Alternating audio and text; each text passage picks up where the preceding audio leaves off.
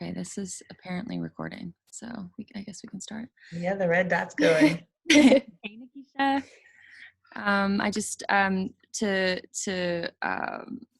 everybody who's seeing this, we are doing a Q&A with Nikisha Bailey, who is a very close friend of mine and amazing, brilliant woman who works in the music business, and we're gonna do like a little back and forth and learn more about you, Nikisha.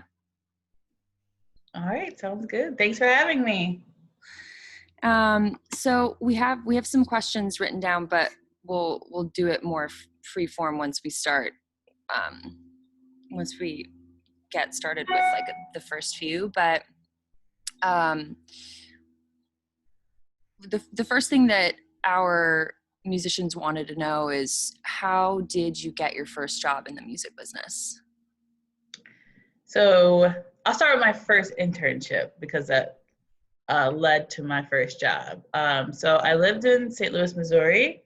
I went to school for audio engineering, and a part of that, the college's course was like an internship program. So I was able to get an internship in a recording studio in New York, which meant that I had to move from St. Louis to New York.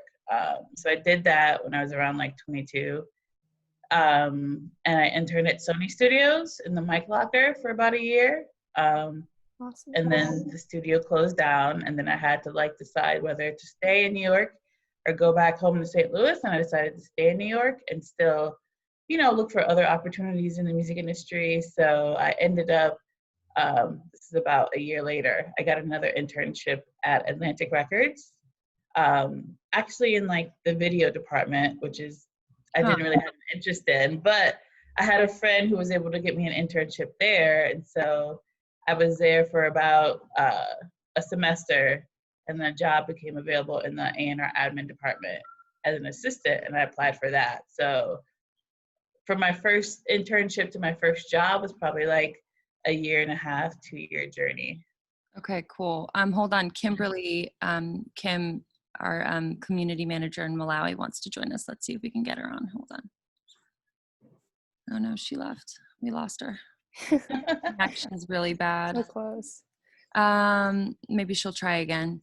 I feel like there were a lot of terms that we should kind of go over in that, right? Like, what does it mean when you start in the video department? What is that? Like what, right? So like, this is back, it wasn't that long ago, but so the music video department handles all commissioning of music videos for the artists signed to the label. So my job as an intern was to like help with the travel for the music videos. I burned a lot of DVDs back in the time when I feel like people still had DVDs. So we would like make copies for all the department heads so they could see the final versions of the DVDs. It was a lot of like paperwork, like invoices and W-9s. I think I got to go in and shoot maybe once or twice, but it was just to drop something off. Mm-hmm. But really, yeah, the video department focuses on like finding the producer, the director, like all those components so we can go out and shoot the music video for the artist. And then admin, what is like when then you transfer to the admin department, what does that department do? So A&R admin is like the right side to A&R. So A&R is more the creative side. Like you're sending the artist like, tracks and ideas, like, you're connecting them with different like writers, producers, other artists. The admin side is like the business side of that.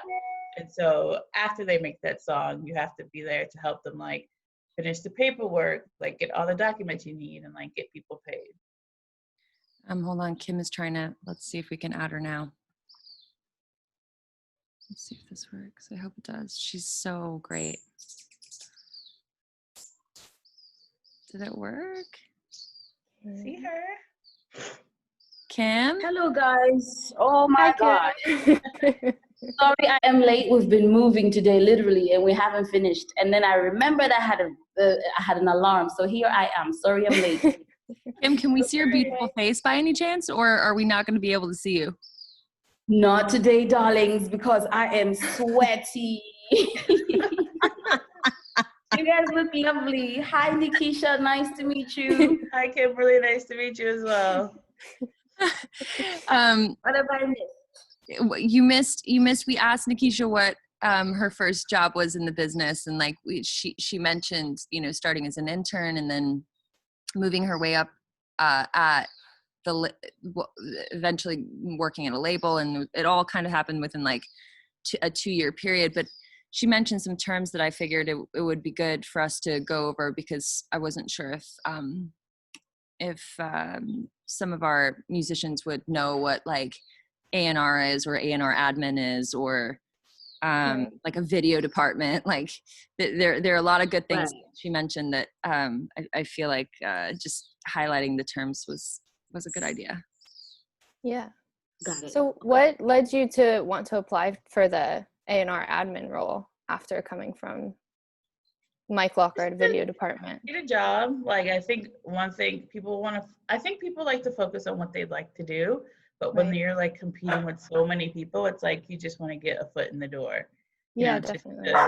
To see where you could be. Like, I hadn't no interest in music videos really, but my friend was like, "Hey, I can get you an internship in the department," and I was like, "All right, cool. I'll learn about music videos until I can figure out, you know, like my next step."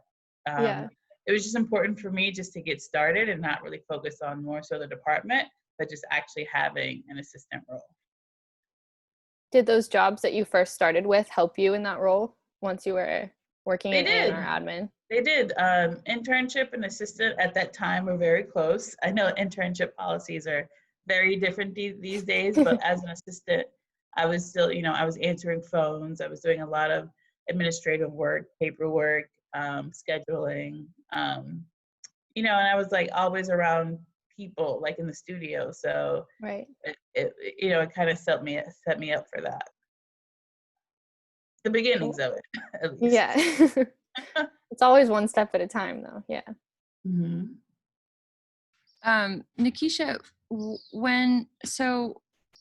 working at, so you know, obviously both the publishing and record side of the business, right? I think that most I feel like it's kind of hard to understand the difference between both sides when we're trying to explain a label versus like publishing. It gets confusing. Publishing just kind of by nature is confusing. Oh my God, my dog is losing her mind. Could you explain that a little bit to us? Yes, I will do. Monkey's about to start. Monkey here. I'm still learning the publishing side as well, but publishing is like, you know, you're still an artist in your own right, but it's like writers, producers, you know, and then on the artist side you have the artist. So a lot of the time people the deals structure works similarly about the same, except on the record side you have masters, which is like the master use, like the actual owning of the song. And I guess the publishing side you can think of more as like intellectual property. So it's like the ideas of the song. So like the melodies, the words, the hook, the chorus, the parts that make up the master, if that makes sense. Yeah, so the master is basically the copyright of the audio that you hear. Yeah. And then the publishing is basically essentially like the copyright of the composition, like the parts that are written, right? That make up the master. Right. Who decided this? I don't know. I know. But yeah, you do have publishing companies that only, you know, artists can sign to publishing companies, but it's just a means to, like, I feel like what the systems that are in place like help you collect your money on both sides. Right. So Atlantic's a major label. You worked at Atlantic for how many years? I worked at Atlantic. That was the first job that I had. I was there for 4 years. Then I went to Universal Music Group for 3 years. I came back to Atlantic for 2 years, and then I've been at APG directly for about 7 months.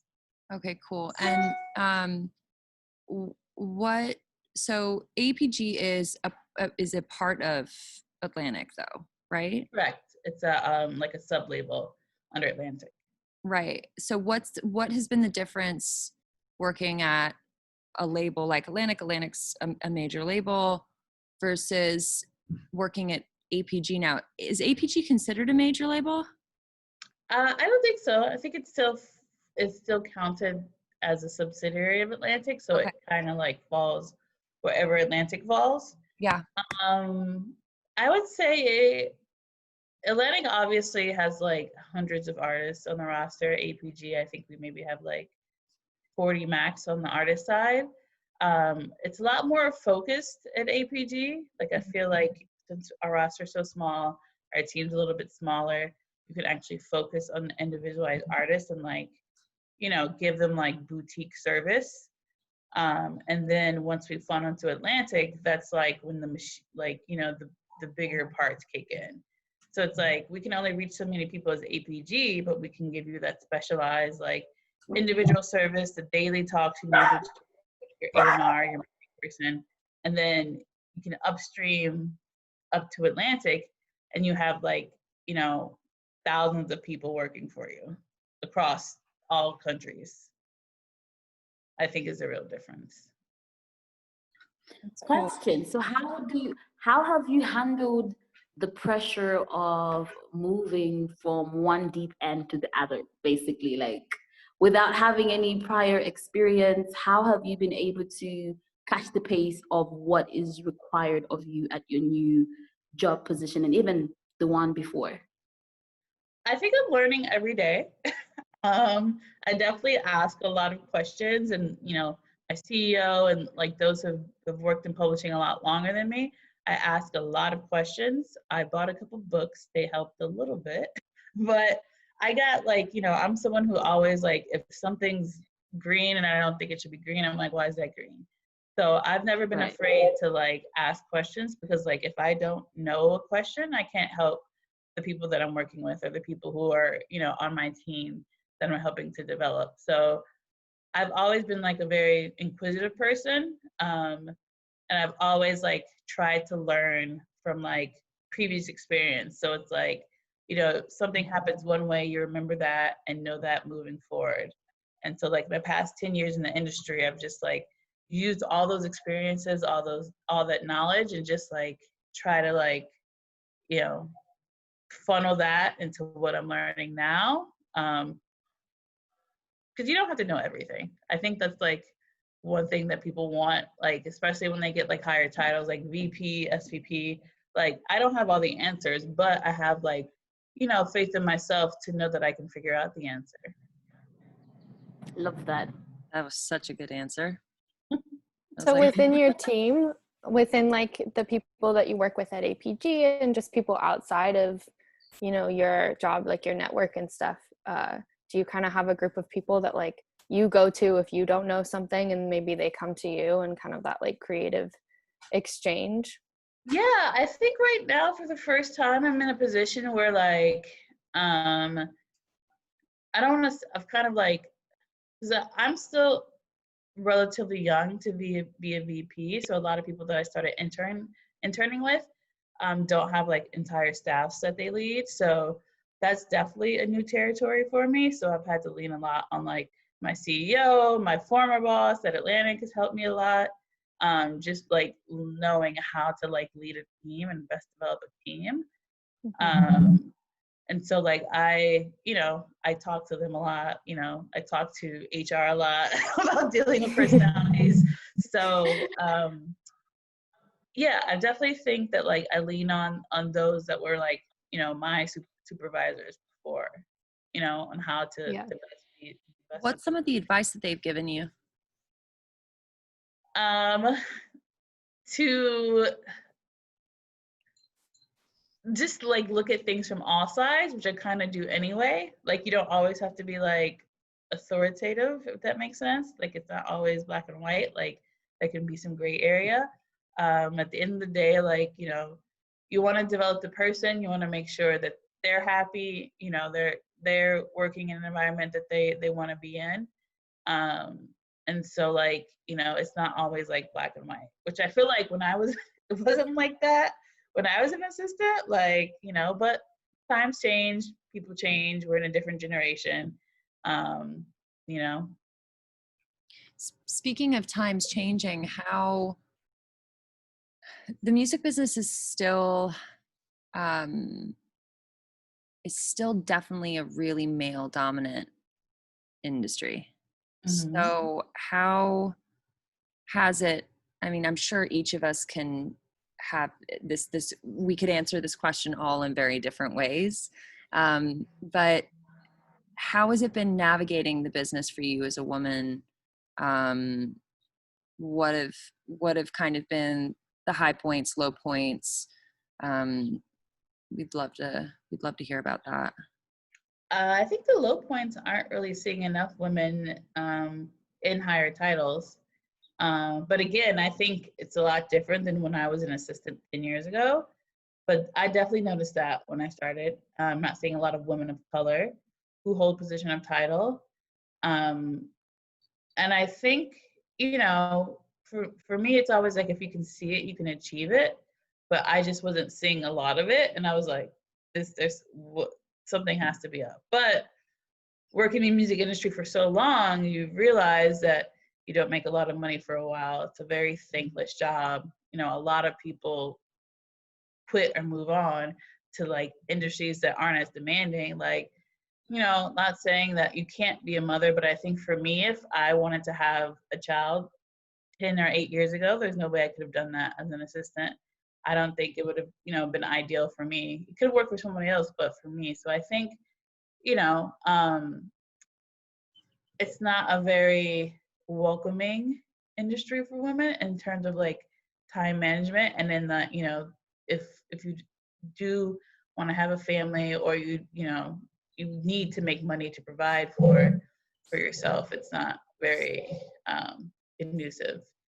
But on the flip side, you know, Julie Greenwald has always been like the one, and so she's been like a beacon to try to aim for. She's the CEO of Atlantic. Of Atlantic, yeah. And then there are other, you know, the few that there are, there's such like high gems that you want to shoot for them. So it's like Ethiopia, who's at Motown, is incredible. Sylvia Rohn. So it's like, for me, I always had that like, what if I could get there? What would it take? How could I be that? And 10 years has passed by and I'm like, oh shit. I'm like actually in the music industry. It's funny. Someone told me you never really feel like you've like accomplished anything in the music industry until you've been in it for 10 years. And I was like, that's ridiculous. That's an entire decade. Like you're working hard for people for 10 years. Like, you know, start to feel like, you know, you've done anything. But I see, at least for me, I see that truth for myself. So and then I've made a lot of, for me, I decided that I wanted to like be the difference. So I only had women interns. So I seek out women because you don't see them. And you especially don't really see other women working for other women. So I've had about like 7 or 8 interns through the course of my career and they've all been women. That's actually really fascinating because I do feel like in the music business, there are 2 types of women, right? There are the women that like get intimidated by other women and don't want to put them in positions to elevate them, right? I've seen a lot of that. But there are people like you too who like really embrace that and you want to create that space that makes it available. I definitely feel like I've gone through my, you know, my hazing years as well early on, but I just was like, as long as you're the person that has the answers, people can't be mad at you. Like if you're solving problems and helping them, like, you know, you could not want me to speak up because I'm an assistant, but if I'm helping you, you're gonna want these answers. So totally. yeah. Well, and I noticed that, Okay. oh, After Kim, you. go ahead. Go ahead, You Kim. sure? I wanted to ask, based off what you said, Nikisha, like based off your experience so far, what direction do you think the music industry is heading towards on from a global perspective? As you look at the American industry and the African industry and all the other industries, what do you think what direction is the music industry heading towards? And what do you think artists could do to make sure that they make the most of the new wave, if that makes sense? Yeah, because you've met a lot of artists, you've met a lot of potentials and all of that, but like, how can an artist really prepare for the versatile music industry, both at their home countries, but also internationally? I think right now, like, even though we're at home, it's a good time to like experiment and figure out like how to get your followers, how to like find your fan base, because like no one can travel anywhere, no one can really do anything. And so we're like forced at home to like, sit and just be on our screens all day. So I think, global is going to take on a whole new meaning. I think the American industry, like for me, I'm someone who loves international music. Like I love Afrobeat, I love like reggaeton, like I love it all, but it's very hard to infiltrate the American music industry. I feel like because you don't have people that represent that music inside of the American system. So I think one is like having more people from different backgrounds who understand different music need to be represented. That is also like, I think it's just like you have to be intentional with who you're hiring. Like I know Def Jam just started a whole like a African label or Afro beats sector now. Yeah, right. So it just has to be intentional with who you're hiring if you want to develop acts like that. I think if you're an independent artist, now's the time to get on Zoom, to get on IG Live, to like find, these Twitch. I know a lot of people have been doing things on Twitch.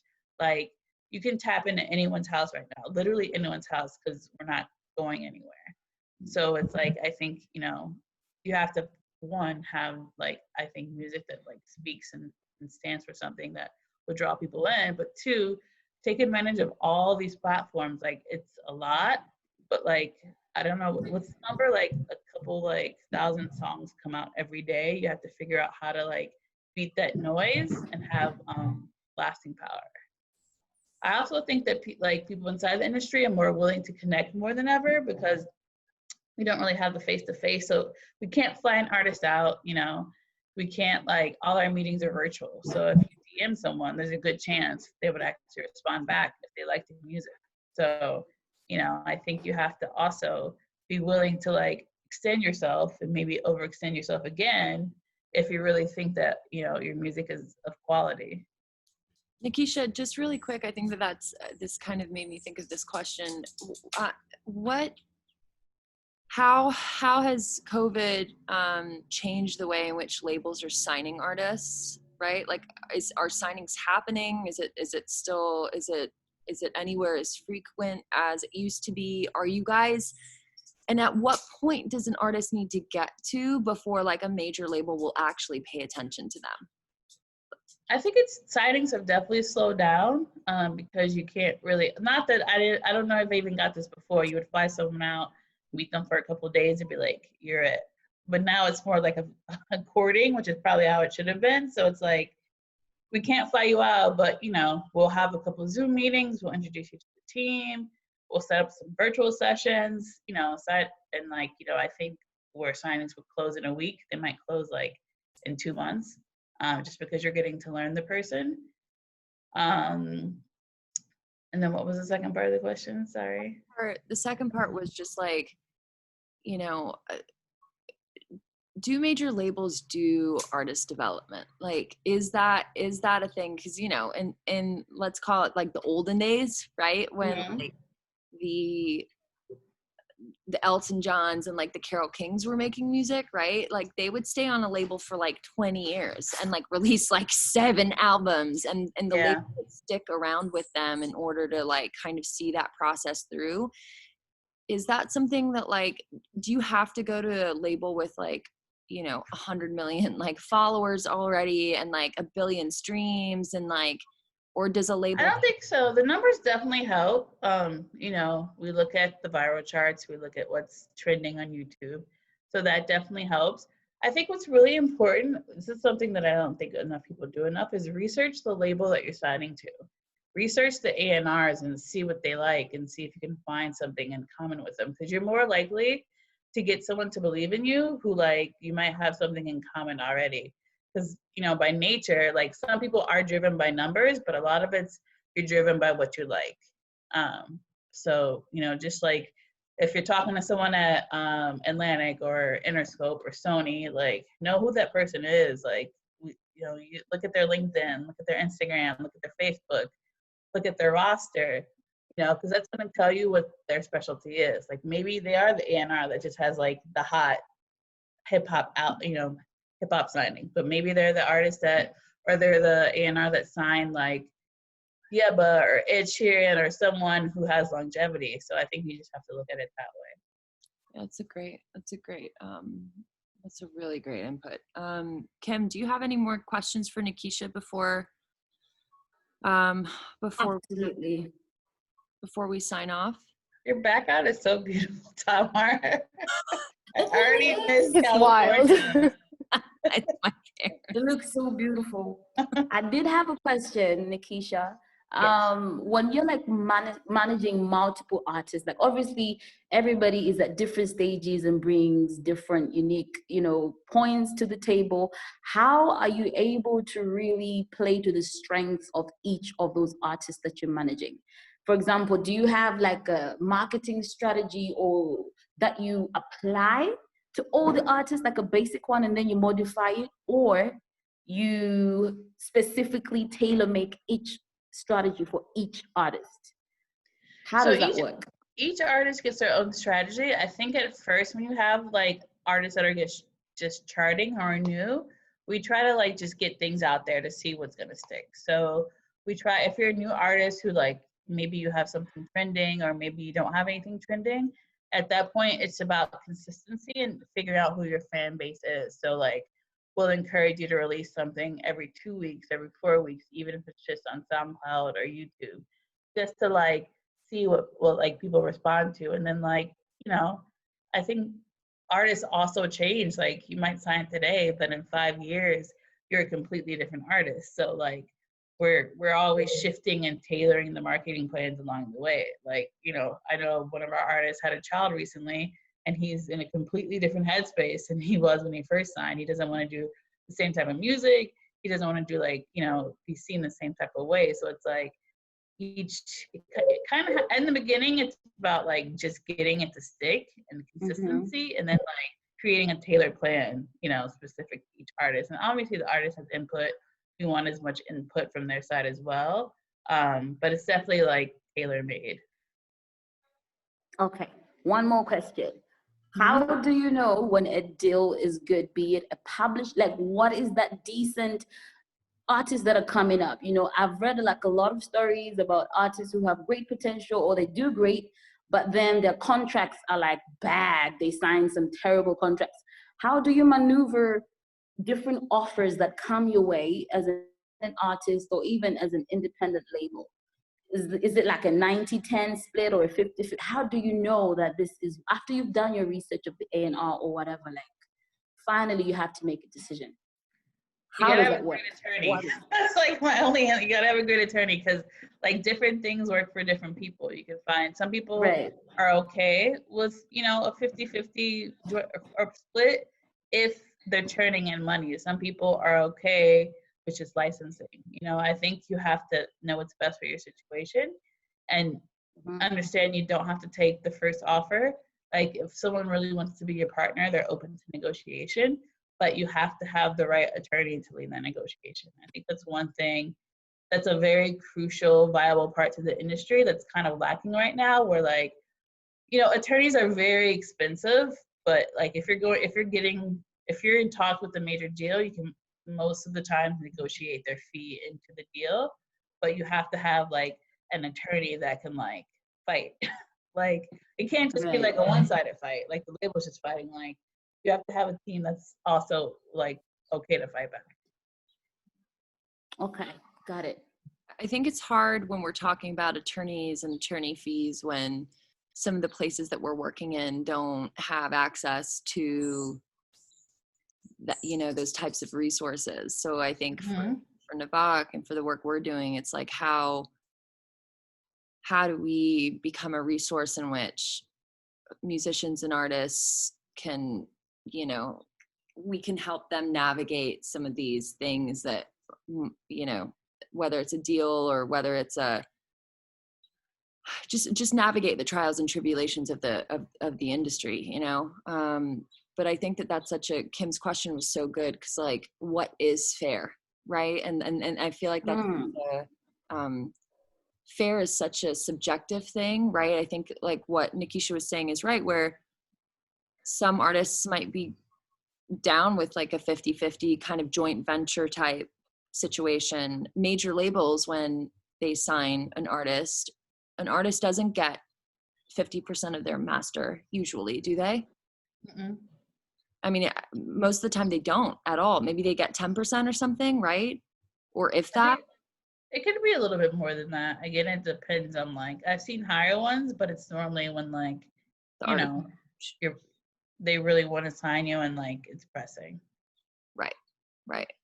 So it is all negotiable, essentially.